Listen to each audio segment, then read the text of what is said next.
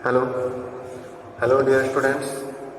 तो पिछले वीडियो में हम लोगों ने action reaction third law of motion के बारे में पढ़ा था कि एक्शन फोर्स किस तरह से लगता है और रिएक्शन फोर्स किस तरह से लगता है। हमारा जो लास्ट टॉपिक था पिछले वीडियो में वो ये था कि एक कोई सेलर है जो अपने नाव से उतर के किनारे उतर रहा है, तो अपना जो एफर्ट लगा रहा है वो फॉरवर्ड डायरेक्शन लगा रहा है। तो जिस तरफ वो एफर्ट लगा रहा है वो उसका एक्शन है ना।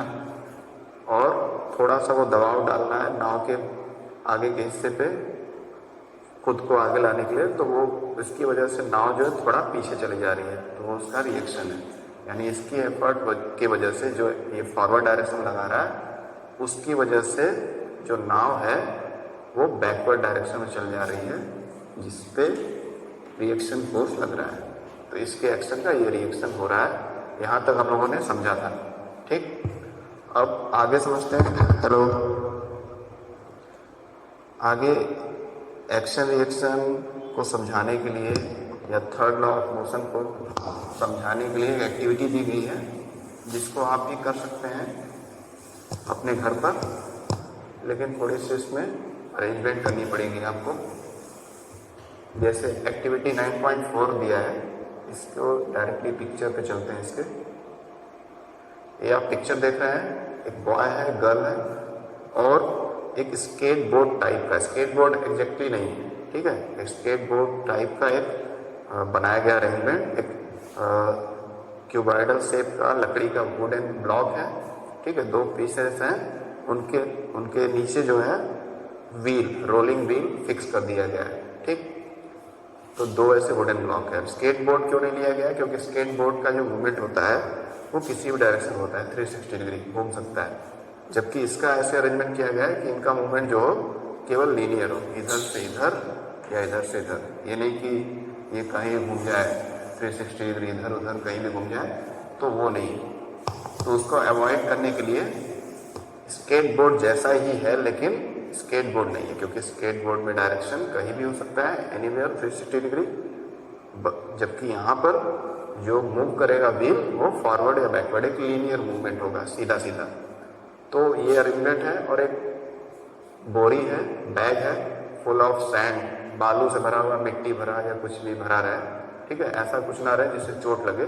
तो पाउडरी फॉर्म का कुछ सब्सटेंस ले सकते हैं, जैसे सैंड है या सॉइल है, उसको भर करके बांध दिए और फिर इस बॉय को थमा दिए, इनको अब ये होल्ड किया है उस बैग को। फिर अब ये एक्टिविटी स्टार्ट होता है। एक्टिविटी में करना क्या है कि बॉय जो है, जो बोरी है वो गर्ल के सामने, हेलो, वो गर्ल के सामने, गर्ल के हाथ में फेंकेगा, वो कैच करेगी। जब वो कैच करेगी तो ये जब फेंकेगा तो इसका एफर्ट लगेगा, ये इसका एक्शन होगा। जिस फोर्स से फेंकेगा उतने फोर्स से इसके हाथ में आके लगेगा कैच जब करेगी, तो जिसकी वजह से इसके बॉडी से होते हुए फोर्स का इफेक्ट क्या है, इस पे दिखेगा, स्केट बोर्ड जैसे जो स्ट्रक्चर है उस पर, और इसका गाड़ी जो है पीछे चला जाएगा, है ना। जितने फोर्स से इसकी तरफ फेंकेगा ये बैग, वो जब कैच करेगी तो उसकी वजह से स्केट बोर्ड पीछे की तरफ सीधा चला जाएगा। और फिर ये जितने फोर्स से फेंकेगी उसकी तरफ कैच करके बैग, तो इसका वो स्केट बोर्ड टाइप का जो अरेंजमेंट है वो पीछे चला जाएगा, है ना। तो वही इसमें समझाया जा रहा है कि ये भी सिंपल एक्टिविटी आप करके समझ सकते हैं कैसे एक्शन और रिएक्शन फोर्सेस इक्वली लगते हैं और अपोजिट डायरेक्शन में लगते हैं। ये इधर से इधर फेंक रहा है ना, तो इसका मूवमेंट थोड़ा उल्टा होगा। और साथ में ये भी चीज़ है कि मास का फैक्टर आता है। मान लेते हैं कि बॉय का मास, इसका वजन जो है थोड़ा ज़्यादा है और गर्ल का कम है, तो जब ये गर्ल इसकी तरफ ये बैग फेंकेगी जितने भी फोर्स से, तो वो कैच करेगा, लेकिन उसके स्केट बोर्ड ये जो स्ट्रक्चर है इसमें ज़्यादा मूवमेंट नहीं होगा, क्योंकि जिसका बॉडी का मास जितना ज़्यादा होता है उसमें जो एक्सेलरेशन होता है वो उतना ही कम होता है। तो इसका स्केट बोर्ड या ये जो स्ट्रक्चर है कम दूरी तय करेगा, लेकिन जब ये फेंकेगा तो इसके स्केट बोर्ड का मूवमेंट ज़्यादा होगा, क्योंकि इस लड़की का मास कम है, तो इसमें एक्सेलरेशन ज़्यादा होगा इसके स्केट बोर्ड में भी, है ना, क्योंकि इन दोनों का मास जो है टोटल इसी पे लाई कर रहा है, इसी पर है, तो पूरा इफेक्ट इसी पर पड़ रहा है, तो मूवमेंट किसमें ज़्यादा होगा, गर्ल की तरफ ज़्यादा होगा इसके स्केटबोर्ड वाले स्ट्रक्चर में, और इसमें कम, क्योंकि गर्ल का जो मास है वो कम है और बॉय का ज़्यादा है। फॉर एग्जाम्पल ऐसा मान लें तो, या फिर रिवर्स भी हो सकता है, अगर उसका मास कम है और उसका ज़्यादा है ना। तो इस एक्टिविटी से हम लोग एक्शन रिएक्शन फोर्स के बारे में समझ सकते हैं। यहाँ पर जो बैग फेंका जा रहा है वहाँ पर क्या लग रहा है, फोर्स, तो ये सेकेंड लॉ का कॉन्सेप्ट आ जाएगा यहाँ पर, है ना। एफर्ट लगाना किसी चीज़ पर, उसके डायरेक्शन को चेंज करना या उसमें मोशन लाना, ये सेकेंड लॉ है, और जिसकी वजह से एक्सेलरेशन क्रिएट होगा, मूवमेंट होगा, तो थर्ड लॉ का कॉन्सेप्ट आ जा रहा है। तो इसमें साइज वगैरह दिया है कि किस साइज का प्लाईवुड या वो वुडन ब्लॉक लिए हैं, जो क्यूबॉइडल शेप का है या स्क्वायर शेप, क्यूब शेप का है, उसका लेंथ ब्रेथ दिया हुआ है, लेंथ ब्रेथ एंड हाइट, और साथ में उसमें बॉल बेयरिंग वाली व्हील लगी है, स्केट बोर्ड जैसी, ठीक है। स्केट बोर्ड नहीं यूज किया गया क्योंकि equal to maintain straight line motion, क्योंकि स्केट बोर्ड में सीधा मोशन नहीं होता है, कहीं भी इधर उधर हो जाता है। अब आते हैं अगले टॉपिक पे, conservation of momentum. Conservation of momentum, conservation का मतलब यानी किसी चीज को संरक्षण करना है, हिंदी इसका नाम होता है संरक्षण, ठीक ना। संरक्षण का मतलब होता है किसी चीज, कोई ऐसा चीज जिसमें कोई भी चेंजेस ना हो, सुरक्षित रहे और एक जैसा रहे, एक समान रहे, उसमें कोई बदलाव ना हो, तो कंजर्वेशन ऑफ मोमेंटम। यानी मोमेंटम जो हम लोग पढ़े हैं, मास इनटू वेलोसिटी, उसमें कोई चेंजेस नहीं होते हैं। ओवरऑल इस टॉपिक को देख के ही लग रहा है। अब इसको समझ लेते हैं। Suppose two objects, two balls A and B, दो ऑब्जेक्ट्स हैं, ए बी बॉल है, जैसे कि एक बॉल ये ए है और ये एक बॉल बी है। जरूरी नहीं कि दोनों सेम साइज के हैं, मान ले रहे हैं ऐसे, दोनों डिफरेंट मास के हैं। बॉल ए का मास है एम ए और बॉल बी का मास है एम बी, ठीक। और बॉल ए पर इनिशियल वेलोसिटी क्या लग रहा है, यू ए, सॉरी यहाँ पर कैपिटल ए होगा, यू ए, और इस पे इनिशियल वेलोसिटी क्या होगा, यू बी, ठीक। इनका इनिशियल वेलोसिटी, जिस वेलोसिटी से चल रहे हैं, कोई इस पे फोर्स लगाया गया है जिसकी वजह से रोल डाउन हो रहा है बॉल, ठीक।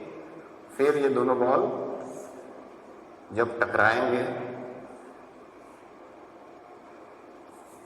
ये बिफोर कोलिजन है, बिफोर कोलिजन, टकराने के पहले इनका मास तो फिक्स ही रहेगा, उसमें कोई चेंजेस होने नहीं है। टकराने के पहले इनका ये इनिशियल वेलोसिटी है, मास ए का, मास बी का, ठीक। उसके बाद जब ये दोनों टकराएंगे, ठीक ना, एम ए है और एम बी है, टकराएंगे कुछ समय के लिए, शॉर्ट स्पैन ऑफ टाइम, थोड़े से समय के लिए टकराएंगे, टी टाइम के लिए। जो इनके टकराव का समय है उसको हम लोग क्या मान लेते हैं, टी, यानी कुछ सेकेंडों के लिए वो टकराएंगे फिर दूर हो जाएंगे। टकराने के बाद एम ए का, जो एम ए वाला बॉल है, उस एक मिनट, जो एम ए वाला बॉल है उसकी फाइनल वेलोसिटी, उसका जो इनिशियल वेलोसिटी था, अब उसमें वेलोसिटी में चेंज आ जाएगा, तो क्या हो जाएगा, फाइनल वेलोसिटी, है ना। तो ये वी ए हो जाएगा इसका फाइनल वेलोसिटी, और दूसरा जो बॉल है एम बी, उसका फाइनल वेलोसिटी वी बी हो जाएगा, है ना। तो ये ओवरऑल एक सिचुएशन दिया गया है इसमें, और इसमें एक चीज मानने के लिए बोल रहा है, एज्यूम करने के लिए, and there are no other external unbalance force acting on them. कोई दो बॉल है, एक का मास एम ए है, मतलब एक ए बॉल है, बी बॉल है, पहले वाले के मास को एम ए मान लिया गया, ए अल्फाबेट से डिनोट किया गया, दूसरे को एम बी, दोनों का इनिशियल स्पीड या वेलोसिटी यू ए और यू बी है करस्पॉन्डिंगली। फिर हेलो, उसके बाद माना जा रहा है कि उस पर और कोई एक्सटर्नल फोर्स नहीं लग रहा है। हालांकि फोर्स तो लगेगा ही, जब वो रोल करेगा तो फ्रिक्शनल फोर्स और अदर फोर्सेस रिस्पॉन्सिबल होंगे, एयर फ्रिक्शन या एयर रेजिस्टेंस वगैरह लगेगा। लेकिन सपोज कर लेते हैं कि there are no forces unbalance force, कोई भी अनबैलेंस फोर्स नहीं उस पर लग रहा है। ठीक, फिर मान लेते हैं कि जो पहले वाले बॉल का है इनिशियल वेलोसिटी, ये क्या है, यूए जो है यूबी से ज़्यादा है। ठीक है ना, initial velocity of mass ma is greater than mass nb। ठीक है, ये आप एज्यूम कर लेना है। And the two balls collide, फिर उसके बाद बॉल टकराते हैं, यानी ये थोड़ी तेज स्पीड से आ रहा है, तेज वेलोसिटी से आ रहा है, ma वाला मास ये थोड़ा सा कम, क्योंकि इसका हम लोग ज़्यादा मान लिए। कोई एक तो ज़्यादा आएगा ही, तभी कोलिजन होगा। अगर सेम रफ्तार से चलेंगे तो कोलिजन वो भी होगा, लेकिन काफ़ी स्लो होगा, है ना। तो एक को किसी को फास्ट माना गया है, तो इसको थोड़ा सा तेज वेलोसिटी वाला माना गया ऑब्जेक्ट, और इसको स्लो। तो ये आए, टकरा गया दोनों बॉल। फिर क्या हुआ, two ball collide with each other. टकराने के बाद, कोलाइड मतलब होता है टकराना, सामने सामने, आमने सामने, with each other in shown in figure 40। वो तो मैं यहाँ पे फिगर समझा ही रहा हूँ। वो जो टकराए हैं, कोलाइड हुए हैं, वो कुछ सेकंड के लिए कोलाइड हुए हैं, जिसको हम लोग टाइम टी से डिनोट कर रहे हैं। इसको आप बॉल मत समझिएगा, this is the time interval for the collision. Collision के लिए कितना समय लगा है वो टाइम टी से डिनोट किया गया है। During collision which last at time T, जो कोलिजन है कुछ टी सेकंड के लिए, टी मिनट के लिए रुका हुआ था, उसको माना गया है। The ball A exert a force. अब ये बॉल ए जो है, ये कौन सा फोर्स लगाएगा, force A B, force A B, यानी बॉल ए बी पर फोर्स लगा रहा है। इसलिए इसको थोड़ा सा छोटा लिखेंगे, फोर्स का सिंबल है एंड सबस्क्रिप्ट में ए बी। इसका अर्थ सबस्क्रिप्ट का लिखने का मतलब यही है कि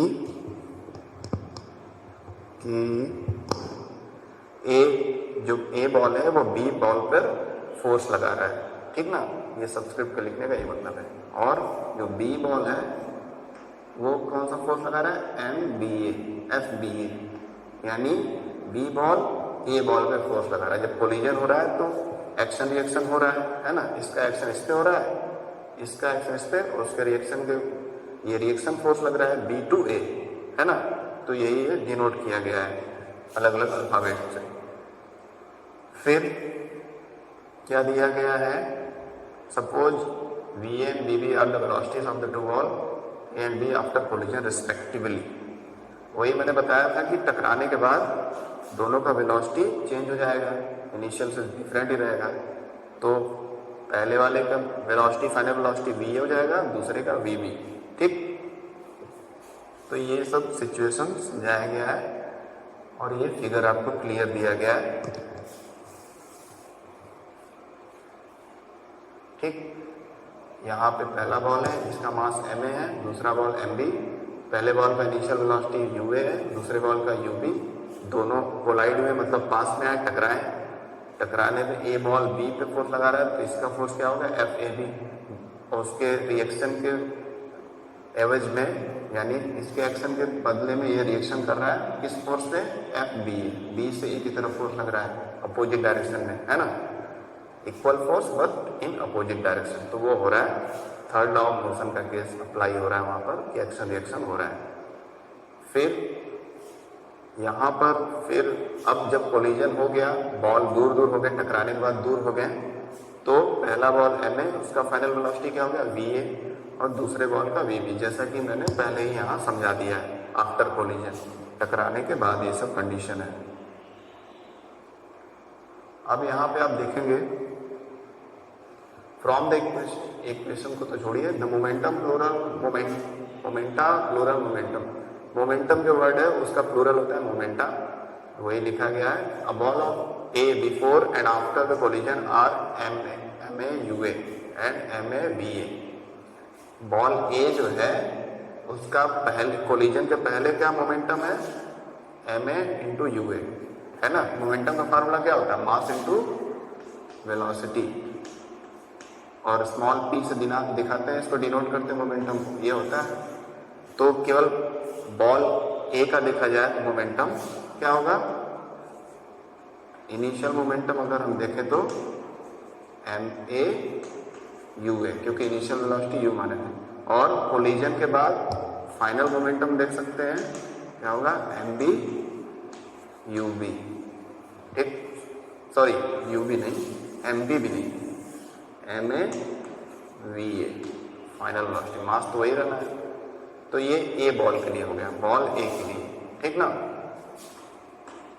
ये ए बॉल, जो ए नाम से बॉल है, उसके लिए इनिशियल और फाइनल मोमेंटम हो गया, टकराने के पहले और टकराने के बाद। Momentum means mass into velocity. Similarly B ball के लिए अगर हम लोग देखें तो इनिशियल वेलोसिटी क्या होगा, इनिशियल मोमेंटम क्या होगा, एम बी और यू बी, ठीक ना। यू मीन्स इनिशियल वेलोसिटी, फिर फाइनल वेलोसिटी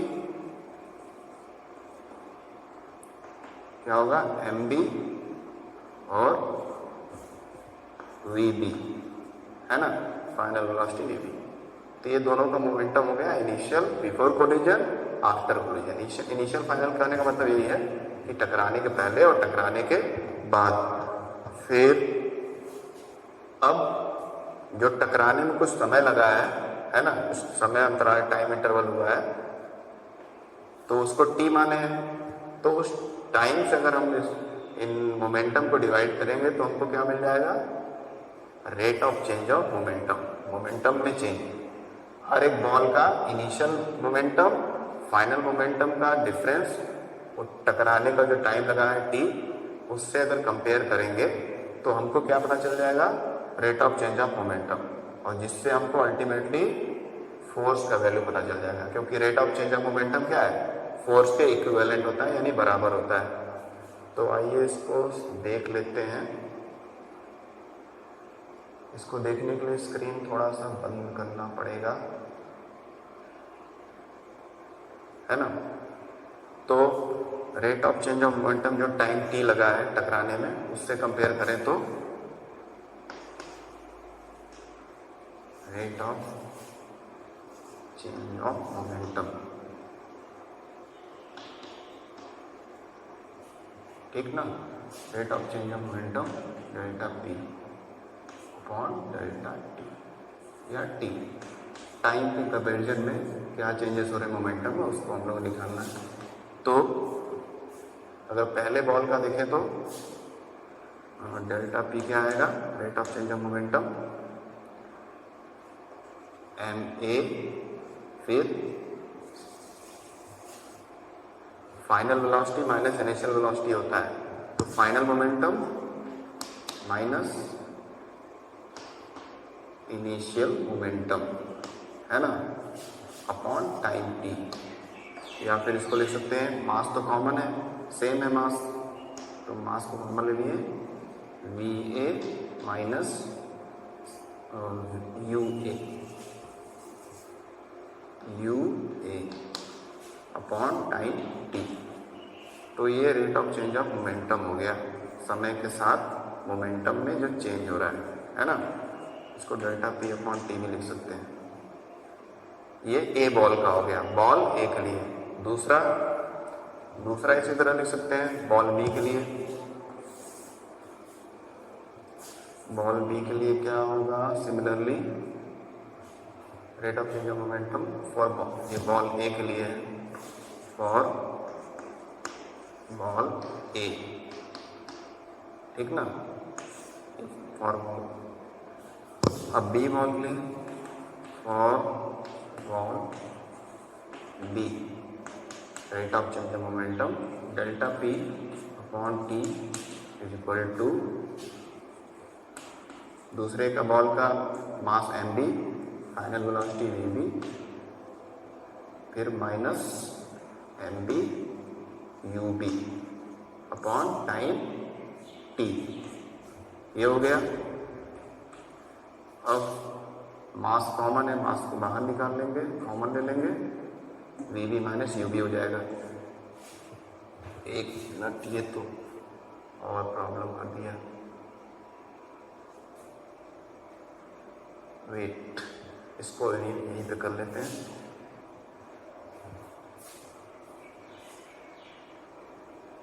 इसको स्लीप मोड में जल्दी से करते हैं।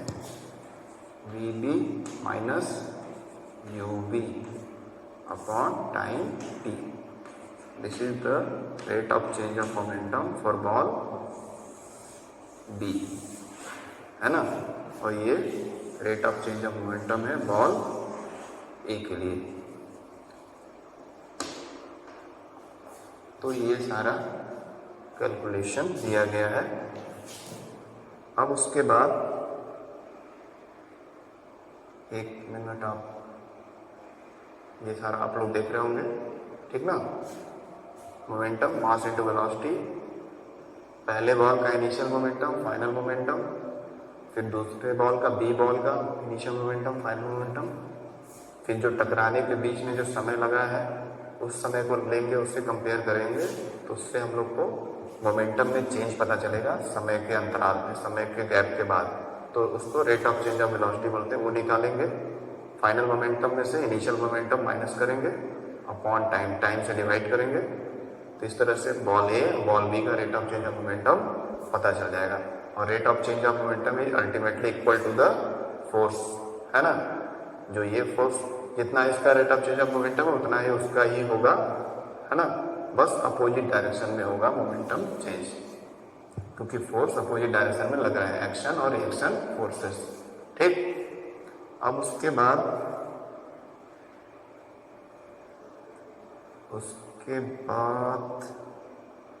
वेट,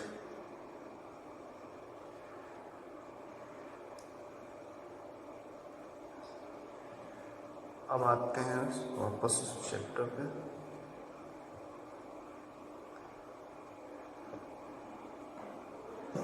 तो ये दोनों देखिए rate of change of momentum यहाँ दिए गए हैं। ये यहाँ पर ए बॉल का दिया है rate of change of momentum, और यहाँ पे मैं लिखा हूँ इसमें समझ नहीं आएगा, बी बॉल का दिया हुआ है, जो मैंने आपको करके अभी दिखाया है। अब थर्ड लॉ ऑफ मोशन का इसमें कॉन्सेप्ट लगाया जा रहा है, इसको मिटा देते हैं, फिलहाल इसका काम नहीं है, इरेज कर देते हैं।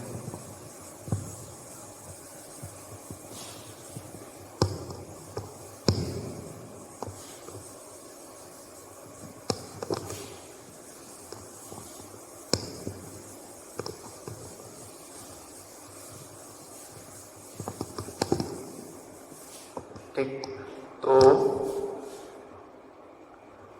जो हम लोग rate of change of momentum निकाले हैं, जैसा कि मैंने बताया बुक में दिया हुआ है, मतलब ऑलरेडी ये कॉन्सेप्ट यही है कि rate of change of momentum is equivalent to the force applied. जो फोर्स है वो rate of change of momentum के बराबर होता है। ये सेकेंड लॉ ऑफ मोशन में हम लोग पढ़े।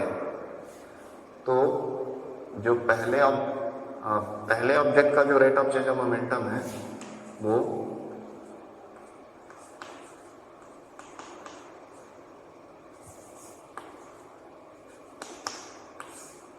ये है, और दूसरे ऑब्जेक्ट का क्या है, N B V B minus U B upon time T. दोनों जो है फोर्स के इक्विवेलेंट है, यानी इनकी जगह पे फोर्स मान सकते हैं। तो पहला बॉल जो फोर्स लगा रहा है किधर लगा रहा है, ए से बी की तरफ ना, ए से बी की तरफ बॉल ए फोर्स लगा रहा है अपने से दूसरे की तरफ, तो एफ ए बी होगा इसके इक्विवेलेंट, इसके बराबर एफ ए बी होगा। और इसके इक्विवेलेंट क्या होगा, बी बॉल है, तो बी बॉल का rate of change of momentum F B A की तरफ होगा, यानी बी से ए की तरफ लगेगा।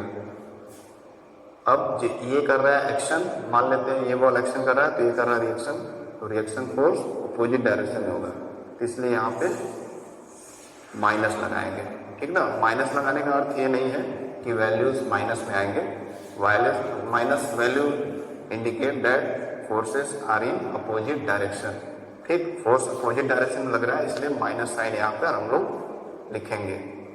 तो वही यहाँ पर दिया हुआ है, ये देखिए दोनों के rate of change of momentum force के बराबर है। फिर फोर्स का वैल्यू रखेंगे जो एज्यूम किए थे एफ ए बी और एफ बी ए, एक को माइनस मान लेंगे क्योंकि वो अपोजिट में लग रहा है, रिएक्शन फोर्स है, तो यानी यहाँ पर भी हम लोग माइनस लगा सकते हैं, ठीक, जैसा कि यहाँ दिया है, क्योंकि ये एक से के इक्विवेलेंट है, बराबर, तो यहाँ पर माइनस लगा दिए। मास को अलग रख देते हैं, मास वही में मल्टीप्लाइड फॉर्म में, कोई इससे प्रॉब्लम नहीं है। तो इस तरह से ये बन गया।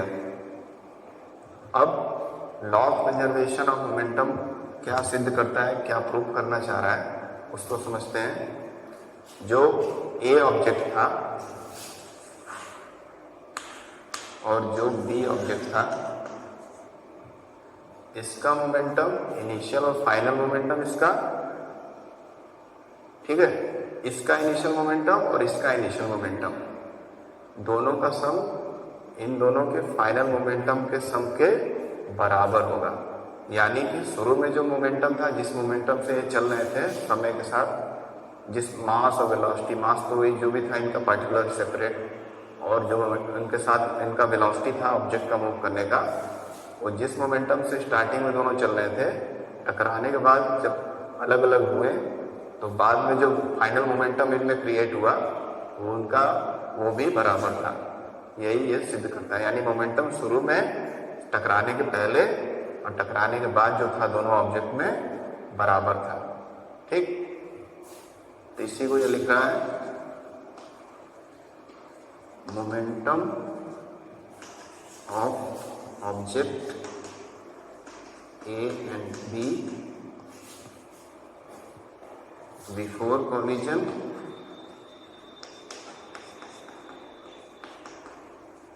is equal to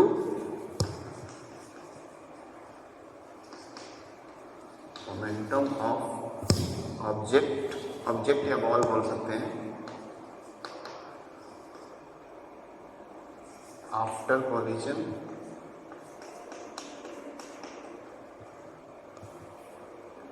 दोनों बॉल्स का मोमेंटम शुरू में जो था और टकराने के बाद जो मोमेंटम गेन किए हैं या लूज किए हैं वो दोनों ही बराबर है। यानी ओवरऑल मोमेंटम में कोई चेंज नहीं हुआ। इससे यही सिद्ध हो रहा है, केवल फोर्स जो है अपोजिट डायरेक्शन में लग रहा है, rate of change of momentum opposite direction में है, बट मोमेंटम चेंज नहीं हो रहा है, स्टार्टिंग और एंड का मोमेंटम इक्वल है, ठीक। तो इसीलिए इसको law of conservation of momentum बोलते हैं। यानी पूरे प्रोसेस में मोमेंटम चेंज नहीं हुआ है, कांस्टेंट रहा है। इसको, इस स्टेटमेंट को अगर इक्वेशन के फॉर्म में लिखा जाए तो ma ua plus mb ub दोनों बॉल्स का इनिशियल मोमेंटम किसके बराबर होगा, दोनों बॉल के फाइनल मोमेंटम के, ma va plus mb vb। ये इक्वेशन शो कर रहा है इसी स्टेटमेंट को जो मैंने लिखा है कि momentum of object A and B before collision will be equal to the momentum of object after collision, है ना। कोलिजन जो पहले, टकराने के पहले और टकराने के बाद का मोमेंटम दोनों ऑब्जेक्ट का बराबर रहेगा। ऐसा आप कैलकुलेशन करके भी प्राप्त कर सकते हैं आंसर, इसी को जस्टिफाई करेगा, ठीक। फिर उसके बाद क्या दिया हुआ है, ये सारी चीज़ें लिखेंगे। We observe that total momentum after the collision from we observe that the total momentum of the two balls remain unchange और conserve provided no external force act. उस पर जब दोनों बॉल हैं शुरू में जो चल रहे हैं जिस मोमेंटम से, और बाद में टकराने के बाद जो उनका मोमेंटम चेंज हो रहा है वो अनचेंज है, दोनों वैल्यू लगभग क्या सेम आ रही है, जब उन पे कोई एक्सटर्नल अनबैलेंस फोर्स नहीं लग रहा है, उन पे कोई फोर्स नहीं लग रहा है तब, ठीक ना। टकराने के बाद अपने आप जो स्पीड या उनका मोमेंटम गेन हुआ या लूज हुआ, एक बॉल का तेज हो गया, एक का स्लो हो गया, वो नॉर्मल कंडीशन जब रहेगा तब ये मोमेंटम होगा। अब उसके टकराने के बाद आप कोई और फोर्स लगा दें, जैसे कि उसको रोक दें या और फिर उसको किक कर दें, तो वो अप्लाई नहीं होगा। फिर मोमेंट अपने आप बॉलें चली जा रही हैं, फिर टकरा रही हैं, दूर चली जा रही है टकराने के बाद, तो उस कंडीशन में एक्सटर्नल जो ये मोमेंटम है सेम रहेगा। लेकिन अगर कोई एक्सटर्नल फोर्स अप्लाई करते हैं तो वहाँ पे मोमेंटम चेंज होता रहेगा। तो अपने आप ये सारा कंडीशन कंजर्व रहता है, अनचेंज रहता है, सेम रहता है, कर सकते हैं। फिर अब आते हैं अगले टॉपिक पे।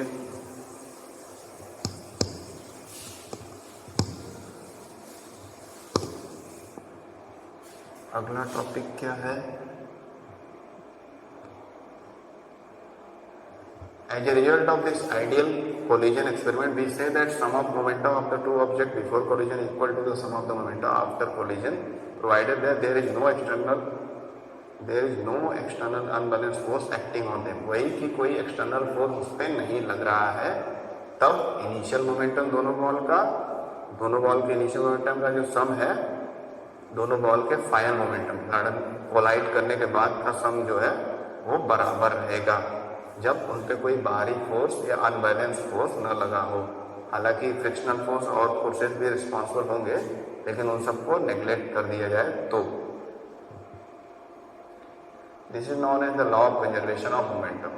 इसी को law of conservation of momentum बोलते हैं, क्योंकि इसमें मोमेंटम चेंज नहीं हो रहा है। जो इनिशियल है दोनों ऑब्जेक्ट का वही बाद में भी है। ऐसा आप बहुत सारे केसेस में देख सकते हैं और न्यूमेरिकली उसको जस्टिफाई या प्रूव भी कर सकते हैं।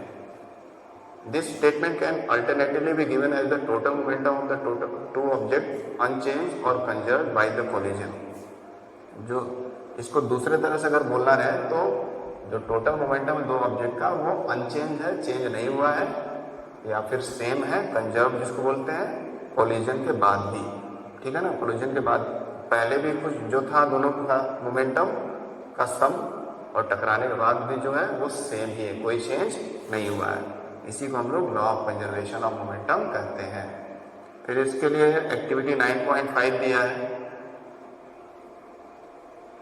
एक्टिविटी 9.5, इसमें सॉलिड सपोर्ट कोई दीवार या वॉल, कहीं से उस दीवार में कोई हुक है तो उसमें पहले तो थ्रेड लेंगे, थ्रेड को किसी स्ट्रॉ, जो पाइप होता है जिससे कोल्ड ड्रिंक वगैरह पीते हैं, और उस तरह का प्लास्टिक का, फ्लेक्सिबल प्लास्टिक का एक स्ट्रॉ लेंगे, उसके अंदर से धागा लेंगे थ्रेड, और उस स्ट्रॉ के अंदर से धागा निकाल के एक साइड से इसमें बांध देंगे, और स्ट्रॉ के अंदर से दूसरे साइड से धागा निकाल के एक दूसरे एंड में बांध देंगे।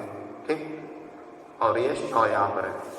उसके बाद एक ट्रांसपेरेंट जो टेप आता है, हम लोग चिपकाने के लिए, पेज वगैरह स्टिक करने के लिए यूज करते हैं, तो कोई भी टेप इस पे एक बलून लेंगे, बलून में हवा भरेंगे।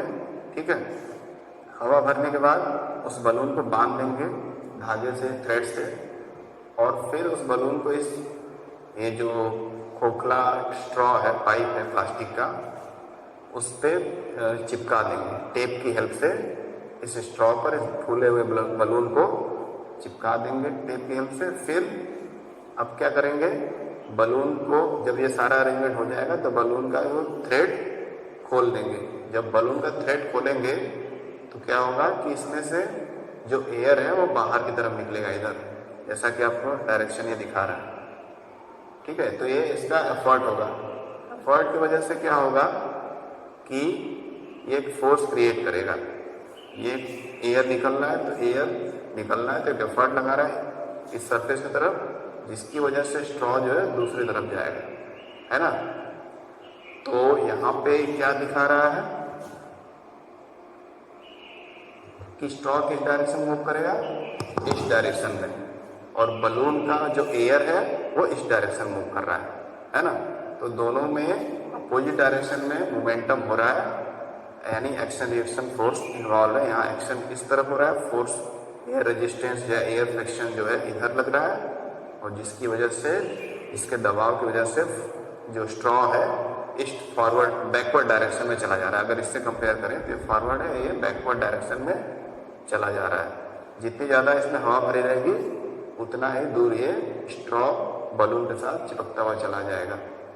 ठीक, तो ये एक्टिविटी दिखा रहा है एक्शन रिएक्शन, साथ में मोमेंटम को भी दिखा रहा है कि मोमेंटम इसमें कंजर्व रहेगा। हर एक पॉइंट पे जितना भी दूर ये धीरे धीरे जाता रहेगा, जितना मोमेंटम इधर रहेगा, एयर का मास, इसका जो मास रहेगा बलून का, और ये जिस वेलोसिटी से ये एयर निकल रहा है वो स्ट्रॉ का जो वेलोसिटी है उसके मास के बराबर होगा, यानी इसका मोमेंटम, स्ट्रॉ का मोमेंटम और बलून का मोमेंटम बराबर रहेगा हर पॉइंट पे।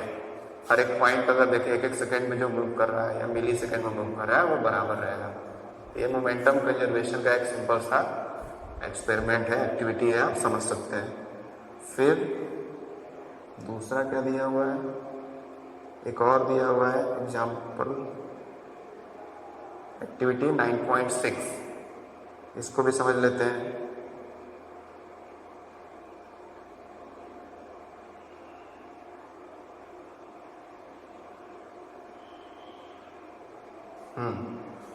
तो यहाँ पे क्या हो रहा है, एक्टिविटी 9.6 है ये।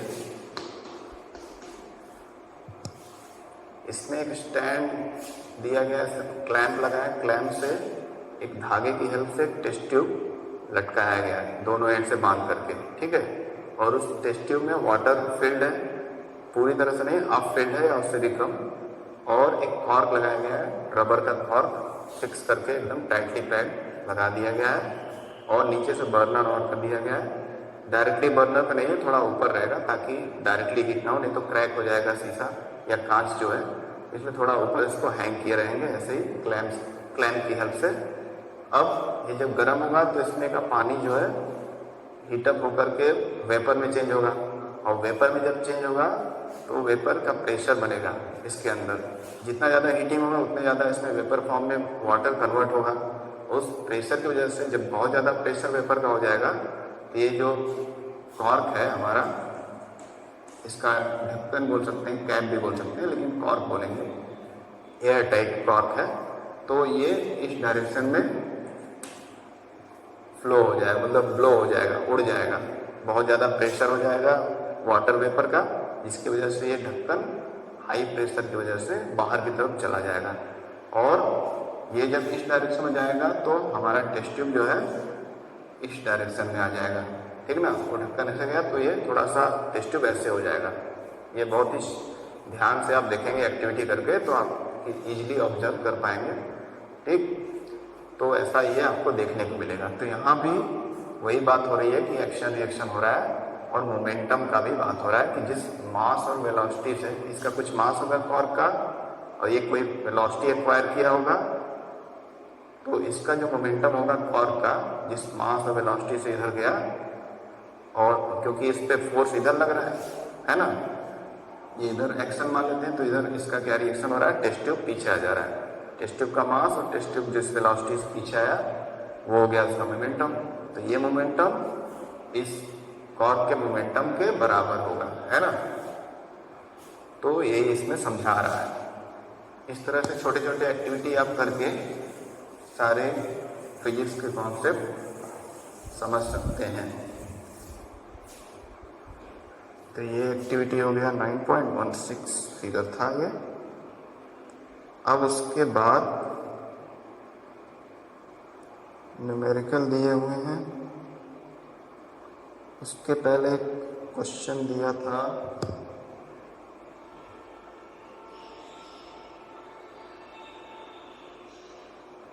Wait, bullet of mass 20 gram is horizontally fired with a velocity 1 pistol of mass 2 kg. What is the required velocity? है ना। अच्छा,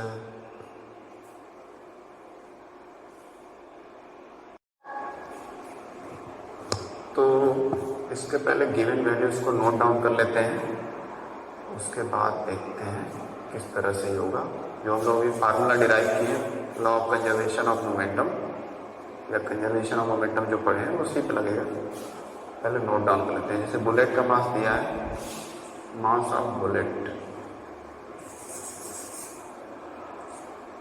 स्मॉल एम से लिखना पड़ेगा, bullet, mass of bullet 20 gram, 20 gram दिया है बुलेट का मास।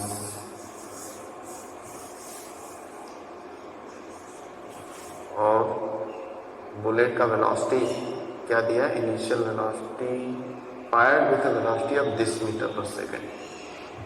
चलो, और बुलेट का वेलोसिटी दिया है वेलोसिटी 150 मीटर पर सेकेंड।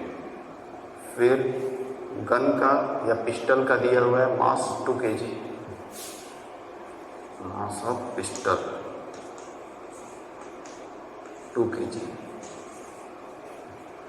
और what is the recoil velocity of pistol. Recoil मतलब फाइनल वेलोसिटी। रिकॉयल का मतलब जब फायर करते हैं तो बंदूक थोड़ा पीछे आता है, तो बाद का उसका वेलोसिटी क्या होगा, रिकॉयल वेलोसिटी पूछा है, फाइनल वेलोसिटी ऑफ पिस्टल क्या होगा ये पूछा है। और इनिशियल वेलोसिटी अगर देखा जाए, यहाँ पे मैंने फाइनल वेलोसिटी क्यों लिखा है, क्योंकि इनिशियली जो पिस्टल है या बंदूक गन है या बुलेट है, सारा एक जगह पे सेट है, रेस्ट में है ना, तो इनिशियल वेलोसिटी क्या होगी, 0। तो चाहे वो बुलेट की हो चाहे वो गन की, एकदम स्टैटिक है, रेस्ट में है, तो इनिशियल वेलोसिटी बुलेट की या फिर पिस्टल की क्या होगी, 0, है ना। दोनों की इनिशियल वेलोसिटी क्या होगी, 0, क्योंकि रेस्ट में है। तो ये सारा डाटा हम लोग को मिल गया, ये हमको समझना पड़ेगा ध्यान से, ठीक। अब क्या करते हैं, पूछा क्या है, what is the recoil velocity of the pistol. Pistol का रिकॉयल वेलोसिटी क्या है, वो किस स्पीड से, किस वेलोसिटी से पीछे की तरफ आ रही है जब बुलेट फायर हो जा रहा है। तो इसको करने के लिए स्क्रीन बंद करना पड़ेगा थोड़ा देर के लिए। चलिए इसको करते हैं। सबसे पहले जो मास दिया है बुलेट का, ग्राम में दिया है, इसको किलोग्राम में स्टैंडर्ड SI यूनिट में कन्वर्ट कर लेंगे। मास ऑफ बुलेट 20 ग्राम, या फिर इसको अगर मास ऑफ बुलेट इन kg 20/1000, 1000 से जो डिवाइड कर रहे हैं आपको पता होगा, 1 kg में 1000 ग्राम होता है, तो 20 ग्राम को kg में कन्वर्ट करना है तो 1000 से डिवाइड कर रहे हैं, ठीक। ये 1 0 से 1 0 कट गया, 100 से 2 को डिवाइड करना है तो 0.02 kg आ गया। ये मास ऑफ बुलेट है, इसको ऐसे लिख सकते हैं MB से, एक सिंबल के रूप में। बाकी चीज़ें हमारे ऑलरेडी स्टैंडर्ड यूनिट में है, kg है, मीटर पर सेकेंड है, इनिशियल वेलोसिटी 0 है ही कंडीशन के अकॉर्डिंग। अब हम लोग फार्मूला लगाते हैं। पहले तो क्या होता है लॉ ऑफ कंजर्वेशन का फार्मूला, इसमें ये स्क्रीन बार बार आ जा रहा है,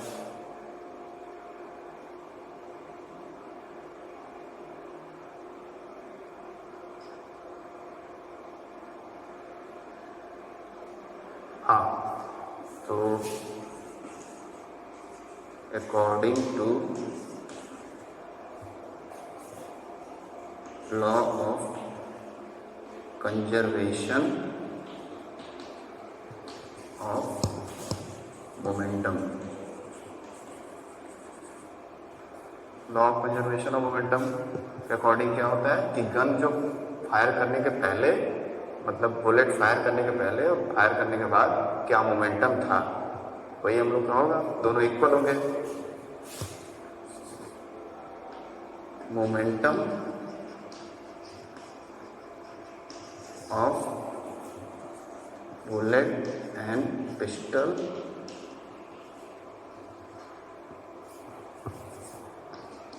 before firing is equal to momentum of bullet pistol after firing.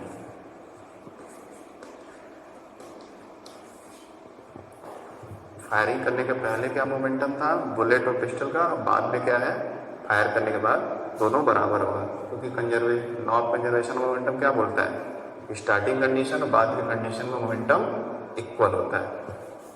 तो अब इसको लिख लेते हैं, मास of bullet, momentum of bullet, initial momentum, bullet का मास मान लेते हैं mv है, इनटू इनिशियल वेलोसिटी क्या है, फिर से ये आ गया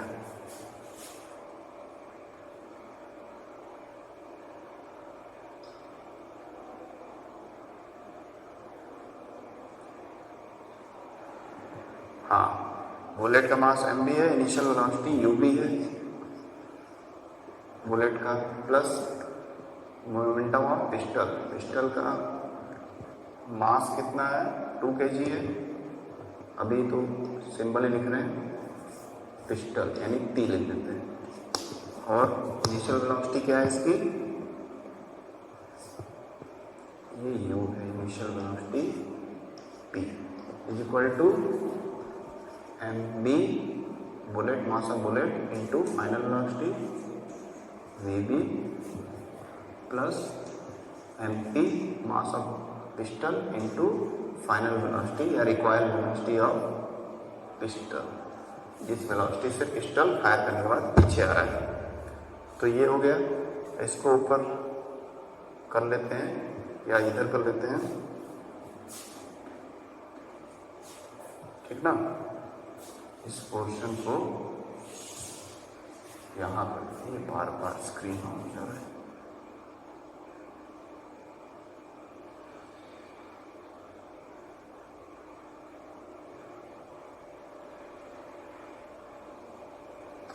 ठीक है। तो मास ऑफ बुलेट 0.02 kg इंटू 0, क्योंकि इनिशियल वेलोसिटी 0 है, प्लस पिस्टल का वेट 2 kg इंटू 0, क्योंकि इनिशियल वेलोसिटी 0 है ना, मास तो दोनों में से जो भी है लेकिन इनिशियल वेलोसिटी 0 है, equal to mass of bullet 0.02 और फाइनल वेलोसिटी क्या है बुलेट का, किस वेलोसिटी से फायर किया गया 150 metre per second into 150 plus mass of pistol, pistol का मास कितना है 2 kg और फाइनल रिक्वायर्ड वेलोसिटी हमको पता करना है VP, velocity of pistol, final velocity of pistol और रिक्वायर्ड वेलोसिटी बोल सकते हैं। तो इसको मल्टीप्लाई कर देंगे तो यहाँ ओवरऑल 0 आएगा टोटल, आप देखेंगे तो 2 इंटू 0 0, 0 इंटू 0.02, ये kg नहीं लिखना चाहिए था, ये क्या आएगा ओवरऑल 0, टोटल इधर आ गया, इधर का क्या आएगा 150 इंटू 0.02, 15 टू या 30, 15 टू या 30, 15 टू या 30 और एक 0, तो 3 नंबर के बाद 2 नंबर के बाद पॉइंट लगा दिए, 3 आ गया प्लस 2 वीपी, तो ये आ रहा है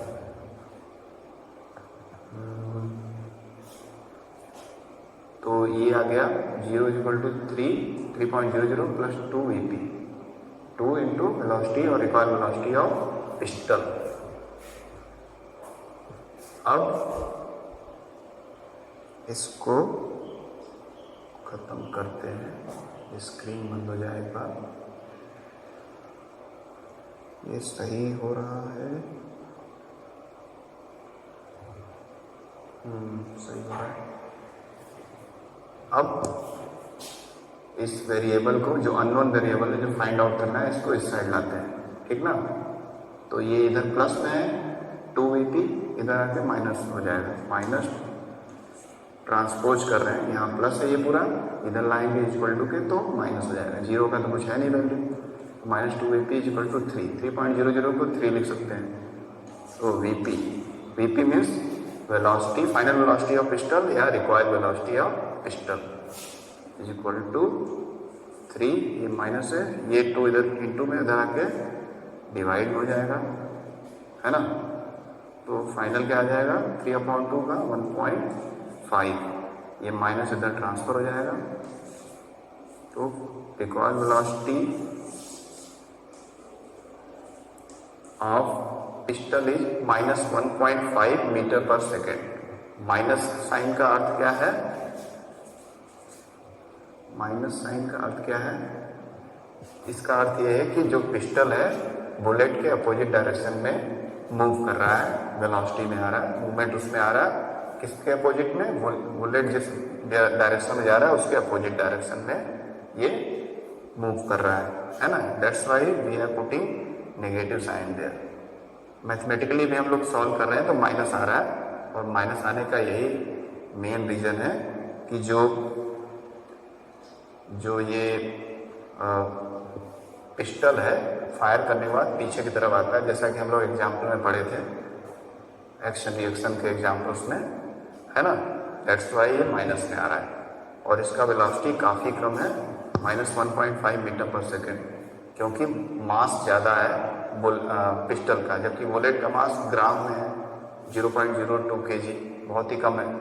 तो इसलिए बुलेट तो बहुत तेज़ी से निकल जा रहा है, इतना बहुत ज़्यादा high speed 150 metre per second, लेकिन इसका पिस्टल का चूँकि मास ज़्यादा है इसलिए इसका एक्सेलरेट बहुत कम हो रहा है ना, और अपोजिट डायरेक्शन में हो रहा है, जो कि माइनस साइन से दिख रहा है। ठीक, तो ये हो गया हमारा ये question solve. Conservation of momentum के टॉपिक पे एक क्वेश्चन हम लोग का सॉल्व हो गया। चलिए तो एक और क्वेश्चन कर लेते हैं मोमेंटम, कंजर्वेशन ऑफ मोमेंटम पर, उसके बाद संस्कार का एक क्वेश्चन लेंगे। Hello hello hello hello. हाँ, तो ये क्वेश्चन भी एनसीईआरटी का ही है, सारा क्वेश्चन मैं जो समझा रहा हूँ। एक संस्कार में उसके बाहर से कोई क्वेश्चन पूछा है, वो भी एनसीईआरटी टाइप का ही है, तो उसको बाद में, इसके बाद देखते हैं। ये क्वेश्चन दिया है कि गर्ल ऑफ मास 40 kg, एक गर्ल है, उसका मास जो भी गिवन कंडीशन है उसको लिख लेते हैं पहले। मास ऑफ गर्ल mg लिख सकते हैं, उसके लिए एक सिंबल 40 kg है मास गर्ल का, जो जंप कर रही है horizontal, jumps with horizontal velocity of 5 metre per second. 5 metre per second की वेलोसिटी से वो इसकी इनिशियल वेलोसिटी उससे जंप वो कर रही है, ठीक ना। Initial velocity of girl 5 metre per second. फिर on to a stationary cart, एक कार्ट रखा हुआ है, कोई कार्ट यानी कोई बैलगाड़ी या कुछ भी ऐसा चीज़, या कार्ट का कार्ट, हाँ कोई कार्ट ही है, कोई भी कार्ट का मतलब ऐसे बैलगाड़ी होता है, कॉट मतलब तो होता है वो कुछ बैठने वाला, तो कुछ ऐसा चीज़ है, स्टैटिक अरेस्ट है, उस पर कूद रही है इस वेलोसिटी से विद फ्रिक्शनल व्हील। कोई भी उसमें व्हील नहीं, मतलब फ्रिक्शनलेस व्हील है, यानी व्हील लगा हुआ है, जिस कार्ट पे वो कूद रही है उसमें व्हील लगा है, जो इसमें कोई फ्रिक्शन नहीं लगता, मतलब वो बहुत ही स्मूथली वो मूव करता है ना। तो 40 kg वेट की एक लड़की 5 मीटर पर सेकेंड के स्पीड से वेलोसिटी से कूद रही है कार्ट पे, जिस कार्ट के नीचे क्या लगा हुआ है, व्हील लगा है, जो फ्रिक्शन लेस है, यानी बहुत ही स्मूथ है। जब वो कूदेगी तो उसमें मूवमेंट होगा definitely. The mass of the cart is 3 kg। वो जो कार्ट है, कार्ट का मास m, कार्ट लिख देते हैं, m cart is equal to 3 kg। और what is her velocity as the cart start moving. Starting में कार्ट तो एकदम रुका हुआ रहेगा, वो कूद रही होगी, है ना। उसका इनिशियल वेलोसिटी तो गर्ल का पता है हमको, लेकिन कार्ट का इनिशियल वेलोसिटी क्या है, जब ये कूदेगी तब जाकर उसमें थोड़ा मूवमेंट आएगा। तो इनिशियली कार्ट का वेलोसिटी क्या हो जाएगा, 0, है ना। यू कार्ट मतलब initial velocity of cart is 0 and initial velocity of girl is this, mass of the cart is this, mass of the girl is this. What is her velocity as cart start moving. इस लड़की का velocity क्या हो जाएगा बाद में जब वो कार्ट पे कूदेगी, है ना, यानी उसकी फाइनल वेलोसिटी पूछ रहा है। फाइनल वेलोसिटी यानी वी जी पूछ रहा है, final velocity of the girl ये पूछ रहा है। And assume that there is no external unbalance force working on the horizontal direction. ऐसा मान के चलना है कि कोई भी हॉरिजॉन्टल डायरेक्शन में कोई भी अनबैलेंस फोर्स नहीं काम कर रहा है वहाँ पर। जब एज्यूम करेंगे तभी ये लॉ ऑफ कंजर्वेशन का थ्योरी सक्सेसफुली जस्टिफाई होगा, नहीं तो उसमें बहुत सारे फोर्स तो ऐसे अप्लाई होते ही रहते हैं। इसमें मान के चलना है कि कोई अनबैलेंस फोर्स नहीं लग रहा है, जैसा कि थ्योरी में भी दिया हुआ था, है ना। तो अब इसको करते हैं। तो वही law of conservation of momentum का कॉन्सेप्ट लगाते हैं शॉर्ट में लगाएं या लॉन्ग में। पहले इसको स्क्रीन को बंद करना पड़ेगा, तो मैं इसको बंद कर देता हूँ। सारा डाटा तो हो ही गया है, ठीक। इसको स्क्रीन को बंद किया जाए।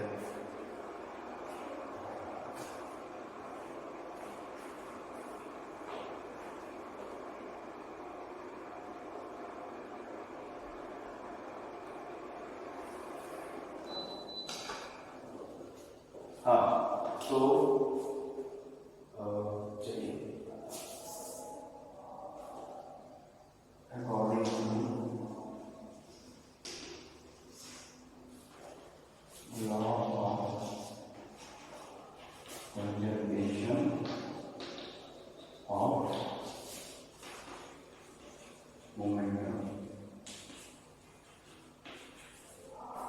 Law of conservation of momentum क्या होता है? मोमेंटम जो इनिशियली है गर्ल का और कार्ड का वो बराबर होगा। जब वो कूद जाएगी उसमें दोनों में मूवमेंट आ जाएगा, तो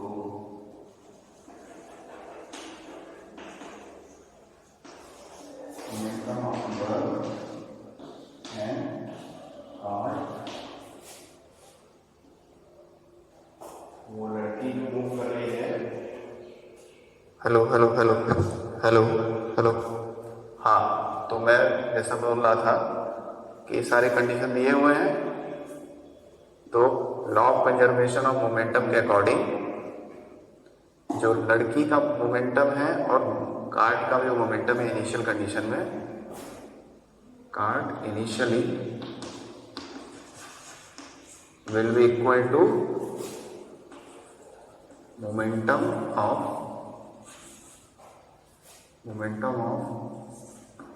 girl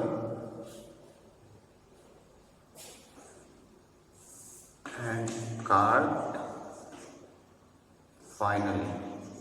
फाइनली मतलब बाद के कंडीशन में क्या होगा चेंजेस। तो मास क्या है गर्ल का 40 kg mg इंटू वेलोसिटी, किस वेलोसिटी से कूद रही है यू जी, प्लस मास क्या है कार्ड का M card into initial velocity क्या है कार्ड की 0। फिर भी यहाँ पे भी सिंबॉलिक में लिख देते हैं U card is equal to हमको पूछा था क्वेश्चन में क्या कि उस गर्ल का फाइनल वेलोसिटी बताना है, ठीक है, कि जब वो कूद जाएगी और कार्ड मूव करने लगेगा तब उसकी वेलोसिटी क्या हो जाएगी, है ना। इसकी फाइनल वेलोसिटी पूछा है। तो momentum of the girl mass उसका वही रहेगा mg into vg final velocity plus mass of the cart, ठीक, into velocity of the cart final velocity, ठीक। अब ये हो गया law of conservation of momentum पे बेस्ड सारा हम लोग सिंबॉलिक वे में इसको पुट कर दिए इक्वेशन में। अब क्या करेंगे, वैल्यूज को पुट करेंगे 40 इंटू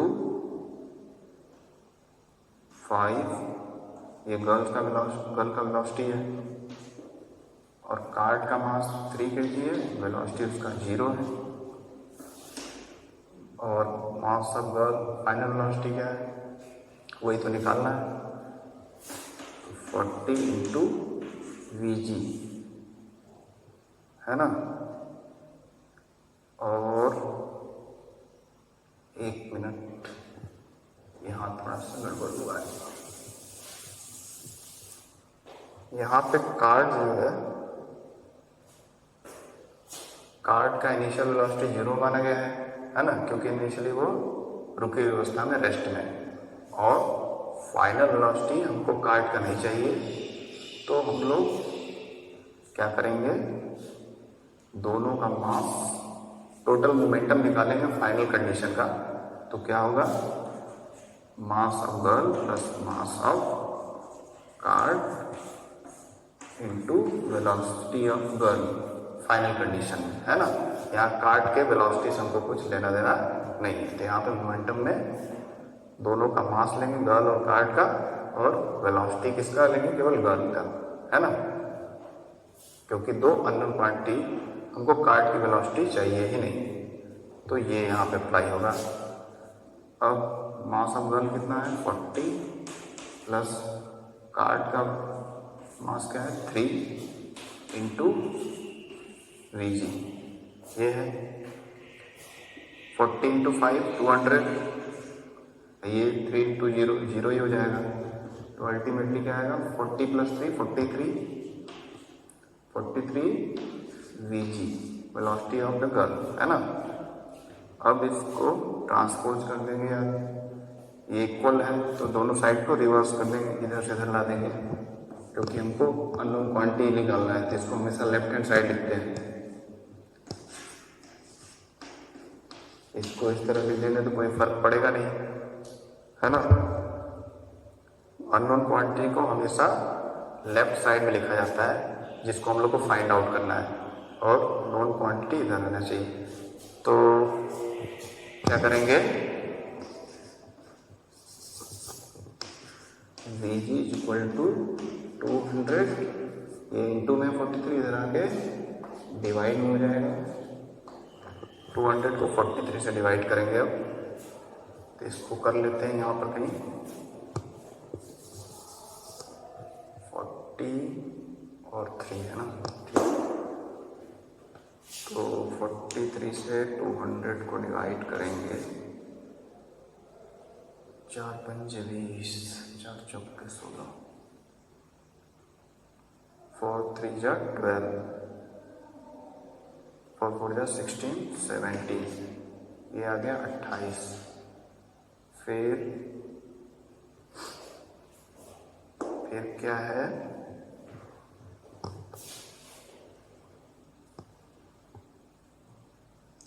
एक मिनट,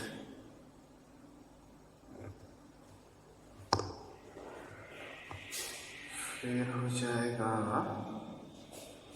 2 अंक का है तो 0 हो जाना चाहिए, 4 पंजे 20, सही है। फिर यहाँ पे 0 लगेगा, नहीं सॉरी, तो सिंपल मैथ्स है, पॉइंट लगाएंगे तो यहाँ 0 बढ़ जाएगा।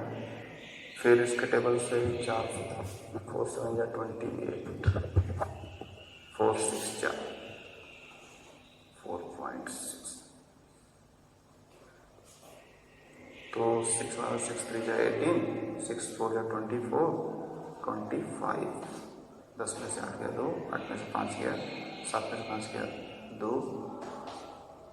फिर 0 ऑटोमेटिकली बढ़ जाएगा, 4 पंजे 20, 5 15, 5 चौके 20, 2 22, 4 टाइम्स जाएगा, तो आ जाएगा आंसर हमारा 4.64 अप्रॉक्सीमेट 0.2 डेसिमल प्लेस तक मीटर पर सेकेंड, है ना।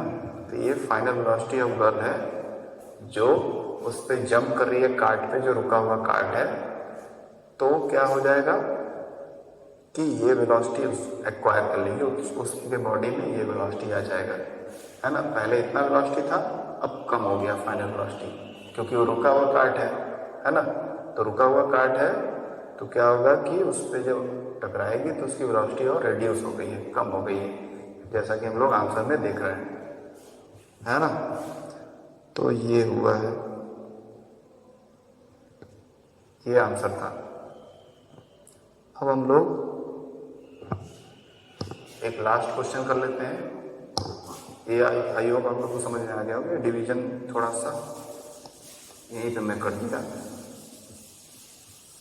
आप इजीली कर सकते हैं इसको डिवाइड 200 को 43 से, तो 4.64 अप्रॉक्सीमेट आएगा। थोड़ा सा वैल्यूज आप चेक कर सकते हैं। ठीक, अब एक और क्वेश्चन कर लेते हैं जो लॉ ऑफ कंजर्वेशन से रिलेटेड नहीं है। वो क्वेश्चन क्या है, वो फोर्स के फार्मूले से रिलेटेड है, जो संस्कार पूछ रहा है काफ़ी दिनों से। उसने 2 क्वेश्चन पूछे हैं, जिसमें से एक क्वेश्चन तो एनसीईआरटी बेस्ड ही है और उसको मैंने बता दिया है, फिर भी वो पूछ रहा है सिमिलर क्वेश्चन एनसीईआरटी में, जिसको मैंने सॉल्व करके बता दिया है। एक क्वेश्चन कौन सा है,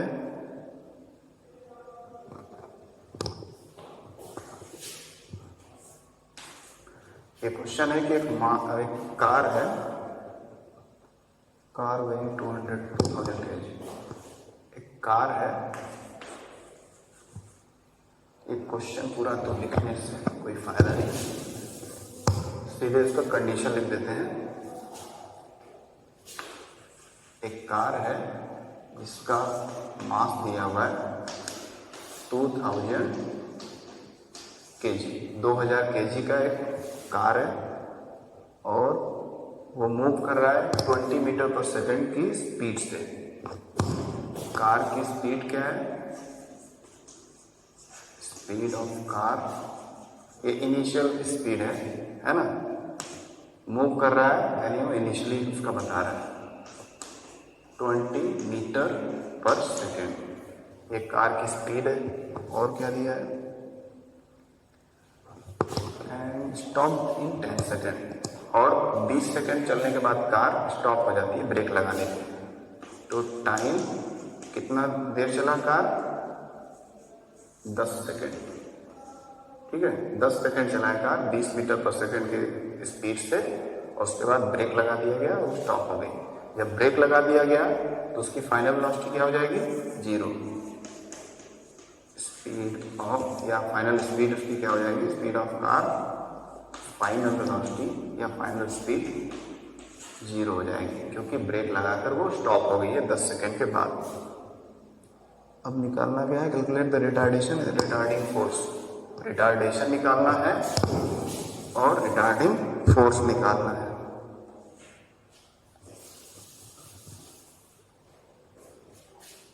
तो हमको जैसा कि दिया हुआ है, टाइम दिया है टी, यू दिया है, इनिशियल वेलोसिटी फाइनल वेलोसिटी भी पता है हम लोग को, कंडीशन के अकॉर्डिंग 0 होगा।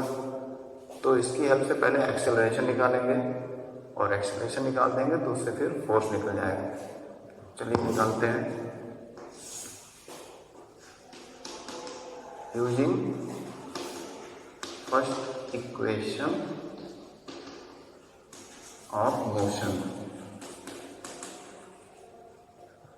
फर्स्ट इक्वेशन ऑफ मोशन क्या होता है, हम लोग पढ़े थे मोशन चैप्टर में, v equal to U plus A T, ये होता है फार्मूला। अब इसमें फाइनल वेलोसिटी हमारा क्या है, 0 पुट करते हैं वैल्यू 0, इनिशियल वेलोसिटी 20 है, एक्सेलरेशन हमको निकालना है इनटू टी, टाइम 10 सेकेंड दिया हुआ है। So 0 is equal to 20 plus 10a, ये लिख सकते हैं इसको। 0 का मतलब कुछ नहीं है, तो इस अननोन क्वांटिटी को इधर ट्रांसपोज करेंगे, तो ये प्लस में है, इधर आएगा तो क्या हो जाएगा, is equal to base side minus, तो minus 10a is equal to 20, तो a इज इक्वल टू 20/10। ठीक, ये माइनस यहाँ पर है, 10 1 जा 10, 10 2 जा 20, तो minus a is equal to 2, या a इज इक्वल टू, ये माइनस उधर ट्रांसफर हो जाएगा, -2 मीटर पर सेकेंड स्क्वायर। ये एक्सेलरेशन का वैल्यू माइनस में आ रहा है, इसका अर्थ क्या है कि ये रिटार्डेशन है या डी एक्सेलरेशन शो कर रहा है। डी एक्सेलरेशन का मतलब कि फाइनल वेलोसिटी जो है वो इनिशियल वेलोसिटी से कम है। जाहिर सी बात है, इनिशियली गाड़ी इस स्पीड से चल रही थी या इस वेलोसिटी चल रही थी, बाद में वो 0 हो गई, ब्रेक लगाने पे एकदम स्टॉप हो गई। तो जब फाइनल वेलोसिटी कम होती है और इनिशियल वेलोसिटी ज़्यादा होती है तो उस कंडीशन में एक्सेलरेशन का वैल्यू माइनस में आता है, और उस एक्सेलरेशन का वैल्यू को हम लोग क्या बोलते हैं, रिटार्डेशन या डी एक्सेलरेशन। तो ये रिटार्डेशन हमारा आ गया या एक्सेलरेशन आ गया नेगेटिव वैल्यू वाला। अब इसकी हेल्प से हम लोग फोर्स निकालेंगे, फोर्स का वैल्यू। फोर्स के लिए क्या जाता है, मास और एक्सेलरेशन, जो यहाँ पर रिटार्डेशन आया है। तो यहाँ से जो फोर्स निकलेगा वो रिटार्डिंग फोर्स निकलेगा, क्योंकि यहाँ पे एक्सेलरेशन ना होकर रिटार्डेशन हो रहा है।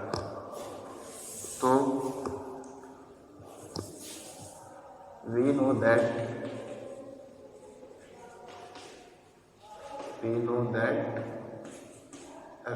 force is equal to mass into acceleration।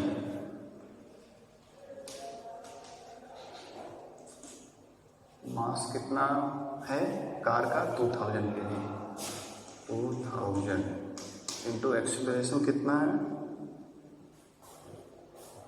Acceleration जो है हमारा वो क्या है, -2 या रिटार्डेशन जिसको बोलेंगे। तो 2 2 जा 4, 4000 माइनस में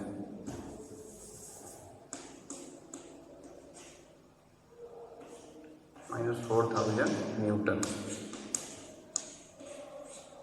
ये हमारा रिटार्डेशन फोर्स आ गया। रिटार्डेशन यानी डीएक्सेलरेट होते हुए बॉडी जो रुकी है उस पर ब्रेक लगाने में कितना फोर्स लगा है कि उसका फाइनल वेलोसिटी कम हो गया है, वो यही है -4000 न्यूटन। ठीक, तो इस तरह से क्वेश्चन को सॉल्व करना था।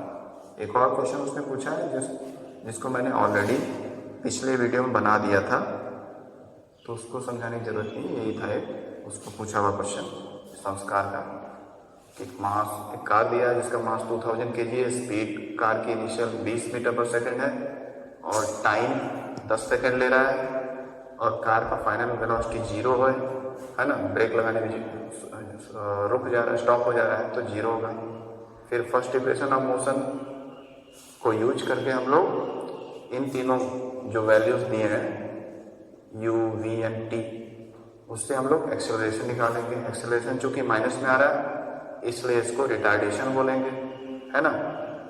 अब इस एक्सेलरेशन और इस मास की हेल्प से फोर्स का फार्मूला आप जानते हैं, force is equal to mass into acceleration, या फिर F is equal to m into A.